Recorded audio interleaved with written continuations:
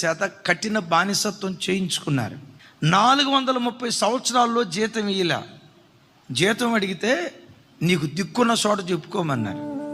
అయ్యా మా కూలి ఇవ్వండి, మా జీతం ఇవ్వండి అని అడిగితే మేము ఇయ్యం, ఇంతే, ఇది మా దేశం, ఈ దేశంలో మేమే రాజులు, మేమే ప్రధానులు, మేమే మంత్రులు, మేము ఆడిందే ఆట, పాడిందే పాట, మేము పైసా ఇవ్వమని చెప్పి 430 సంవత్సరాలు కఠిన బానిసత్వం చేయించుకున్నారు.